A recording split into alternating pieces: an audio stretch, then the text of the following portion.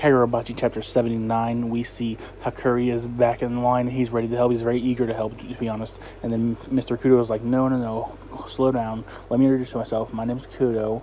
And he's like, okay, how can I help? And he's like, hold on. Let's go over some analytics and like some strategy and stuff. And then he tells him like how like his magic has been taken out of his body and like it's been reduced, so he doesn't know how much he can handle anymore. I don't know where it's been stored, but they need him to take the Sanuchi and teleport it out of here so the Hishaku can't get it. And then Hakari is very eager, and he's like, yeah, I'll do it. And then he hears about Chihiro holding off Samira, and he's like, gets like a little weird look on his face, like he's worried about him. But yeah, his power's been diminished. And I actually like the power's been diminished and it has like consequences. And then he's like, okay. And then he's like, but there's enemies. Let's go right now. There's enemies on the way. And he's like, do you know where we are?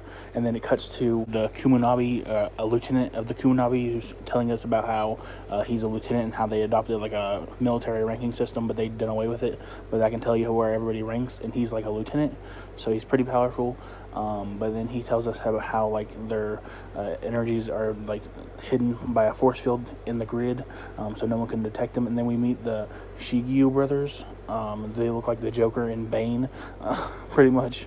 And they're like entering with a samurai looking guy, and they can actually detect through the grid, and they're like, what? No. And then apparently they're so powerful they already slaughtered 11 lieutenants level Kumunabi, and then one was that guy's nephew, and he like gets a little incident of rage, and like he's like, is that enough for them to detect me?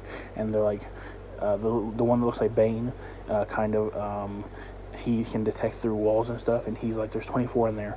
Well, he's like, there's 23, no, 24. And then they're getting ready to enter, and then we meet Azami, I think his name is, and he's very powerful, and I forget what they say he was, but he's like super powerful, and his like attack style is assault and battery. You know, he just like uses sheer power to like destroy people, and like he gets ready to fight the brothers, and he like pretty much takes them out pretty easily. And then the like samurai guys get ready to fight, and apparently the samurai guy is one of the ones who attacked Rokuhira, Chihiro's father, and he's one of the ones who killed him. And then Azami freaking just destroys his brothers. He killed the one, I think, by punching him, and then he freaking crushes the one who looked like Bane's head underneath his foot, and he's getting ready to fight this guy, and apparently he's super powerful, so this should be a good battle next chapter. But then we see Hakari running towards with Kudo. They're probably going to run to get the sword and like teleport it out. Hopefully they get it, and hopefully Chihiro can maybe make it in time with Samira, or Samira's daughter gets his sword if Chihiro kills him. I don't know, but I wonder where freaking Char is. I wonder if she's going to come back into play anytime soon. But yeah, chapter's great. Get read it. Bye.